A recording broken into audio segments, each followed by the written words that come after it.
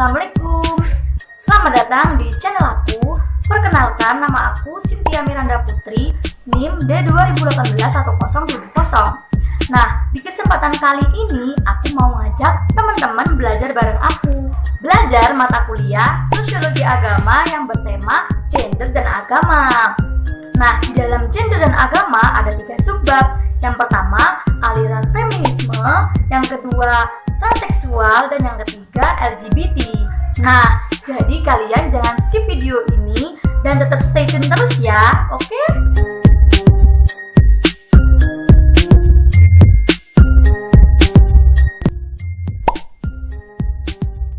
Genre adalah suatu sifat dasar yang digunakan untuk mengidentifikasikan perbedaan antara laki-laki dan perempuan melalui kondisi sosial.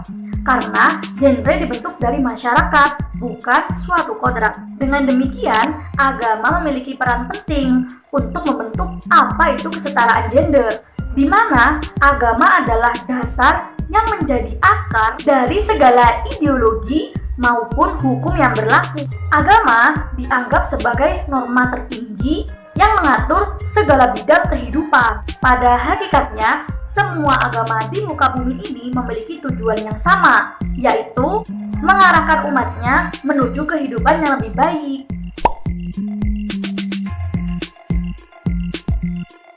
Dalam konteks sejarah, aliran feminisme lahir pada tahun 1966 di Amerika Latin. Secara tipologis, gerakan aliran feminisme ini mempunyai banyak macam, yaitu aliran feminisme radikal, sosial, dan liberal. Dan tujuannya hanya satu, yaitu memperjuangkan hak-hak perempuan sehingga dapat menyesuaikan dan mencapai kesetaraan di hadapan laki-laki dalam semua aspek kehidupan. Dalam perkembangannya, gerakan feminis bercorak teologis ini rupanya sangat berpengaruh bagi agama lain seperti agama Islam dan agama Yahudi. Menurut para feminis, pemahaman melalui teks-teks suci itu menggunakan patriarki dan melegitimasi berlangsungnya budaya itu, sehingga superioritas laki-laki dan perempuan itu dianggap sebagai kodrat Tuhan.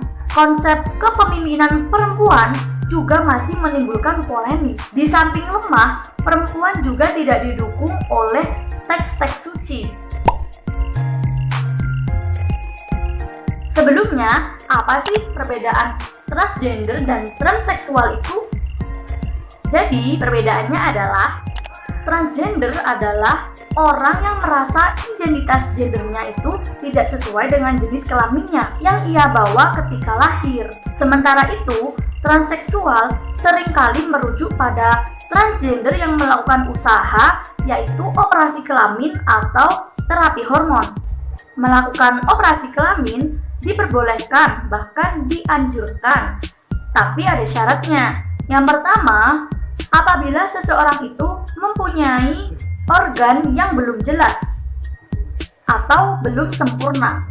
Yang kedua, apabila terlahir dengan kelamin ganda atau funsa, maka ketika sudah dewasa, pertumbuhan organ dan alat vital kecondongannya sudah diketahui, maka diperbolehkan untuk mematikan salah satunya. Dan tidak diperbolehkan atau diharamkan melakukan operasi jika orang itu normal dan mempunyai alat kelamin yang normal juga. Hal ini dikarenakan hanya nafsu semata dan sangat dilarang. Pasti tidak asing kan dengan istilah ini?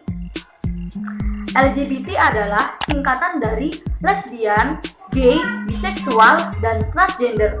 Istilah ini pada awalnya bertujuan untuk disematkan pada individu yang memiliki kecenderungan seksual tersebut. Lesbian dalam LGBT sebuah orientasi seksual ketika perempuan mempunyai kecenderungan seksual menyukai sesama perempuan. Sementara itu, Gay adalah sebutan homoseksualitas yang lebih spesifik untuk laki-laki yang mempunyai kecenderungan menyukai sesama laki-laki. Biseksual adalah sebutan untuk orang yang dapat tertarik kepada laki-laki atau perempuan. Jika orang-orang heteroseksual menyukai lawan jenis dan gay lesbi menyukai sesama jenis, dan biseksual ini berada di tengah-tengahnya ragam orientasi seksual ini. Jadi, orang biseksual ini tertarik dengan laki-laki dan perempuan. Contohnya, laki-laki tertarik dengan laki-laki dan laki-laki tersebut juga tertarik dengan perempuan. LGBT ini menjadi komunitas yang sangat menghantui di masyarakat. Sebagian tokoh agama dan aktivis menahan dan melarang kehadiran mereka. Di sini aku akan menjelaskan LGBT menurut agama-agama di muka bumi ini. Yang pertama, di dalam Islam, LGBT adalah haram karena tidak sesuai dengan nas Al-Quran dan hadis. Dalam pandangan agama Kristen, LGBT dianggap sesuatu yang sangat keji dan tidak sesuai dengan Yesus Kristus.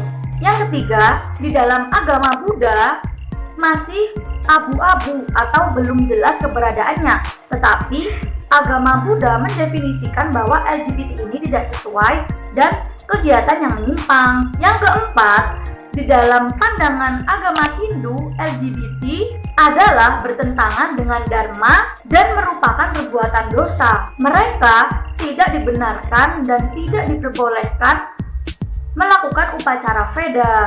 Nah, itu tadi penjelasan dari aku tentang materi gender dan agama. So, kalau kalian suka, like video ini, komen, dan share ke teman-teman kalian. Dan jangan lupa subscribe. Assalamualaikum warahmatullahi wabarakatuh.